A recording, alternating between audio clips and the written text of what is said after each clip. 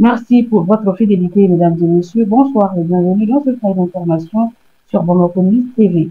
Nous ouvrons ce flash d'information par l'actualité nationale.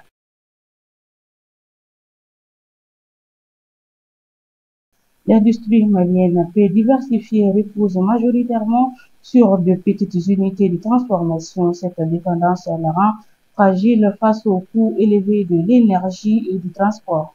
L'accès aux matières premières constitue un obstacle majeur accentué par la fuite des ressources agricoles et minières hors du contrôle national. Une part importante des matières premières comme le coton, le sésame et l'arachide est exportée illégalement. Cette situation freine la production locale et empêche la création de valeur ajoutée, limitant ainsi l'essor industriel du pays. Des entrepreneurs comme Seydou Keita impliqués dans l'agro-industrie peinent à sécuriser leurs approvisionnements. Le manque de soutien gouvernemental met en péril la viabilité des projets industriels et réduit la capacité du pays à se développer durablement. Une collaboration renforcée avec les coopératives agricoles pourrait stabiliser l'approvisionnement des industries locales. Le gouvernement a un rôle clé à jouer en facilitant ces partenariats et en encourageant une meilleure gestion des ressources. Toujours au pays, une vague de refoulement de migrants maliens par la Mauritanie suscite des inquiétudes croissantes. Ainsi, depuis début mars, au moins 528 ressortissants maliens ont été reconduits vers Bougou, une localité frontalière du Mali, selon les chiffres confirmés par le ministère des Maliens de l'Extérieur et de l'intégration africaine. En effet, les autorités mauritaniennes justifient ces refoulements par leur droit souverain de gérer les flux migratoires. Par conséquent, cette mesure concerne tous les étrangers en situation régulière et non seulement les Maliens. De plus, la Mauritanie a mis en place une opération d'identification pour permettre aux migrants de régulariser leur statut. Le retour des 528 migrants ont été suivis d'une assistance des autorités maliennes. De ce fait, aucun Malien n'a subi de mauvais traitements, d'après le docteur Boulaye Keita. Ainsi, les responsables maliens veillent à ce que les rapatriés soient accueillis dans de bonnes conditions.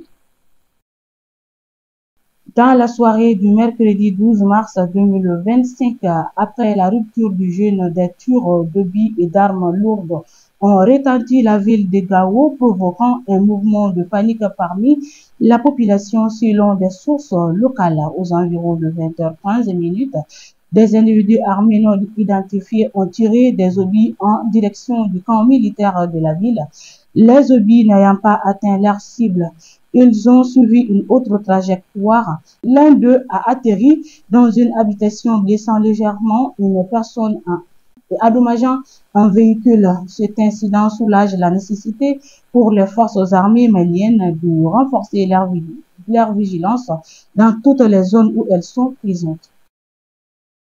Le Conseil des ministres du Mali a adopté le mercredi 12 mars 2025 des projets de texte visant à réformer la direction des écoles militaires. Cette initiative a pour objectif de mieux répondre aux défis sécuritaires actuels et aux évolutions au sein des forces armées maliennes.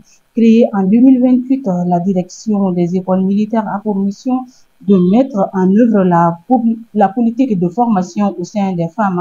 Cependant, les textes régissant son fonctionnement présentaient des insuffisances, notamment face à l'évolution des menaces sécuritaires.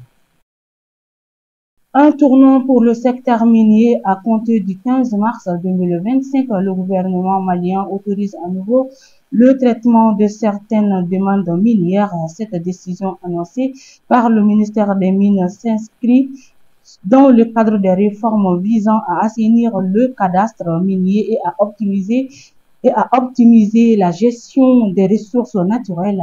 L'administration minière reprend le traitement des renouvellements de permis de recherche et d'exploitation ainsi que des autorisations de cession des titres miniers. Cette mesure s'appuie dans la loi numéro 2023-040 qui renforce le cadre réglementaire du secteur. Cette relance devrait attirer de nouveaux investisseurs nationaux et étrangers en renforçant la transparence et la gouvernance du secteur.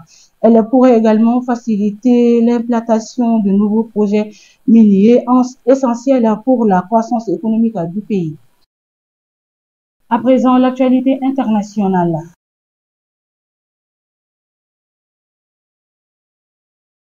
Le Togo envisage sérieusement de rejoindre l'Alliance des États du Sahel, une décision qui pourrait marquer un tournant stratégique pour le pays et renforcer la dynamique d'intégration régionale en Afrique de l'Est. Cette alliance, composée du Mali, du Niger et du Burkina Faso, s'est positionnée comme une alternative à la communauté économique des États de l'Afrique de l'Ouest, souvent critiquée pour son alignement sur les puissances occidentales.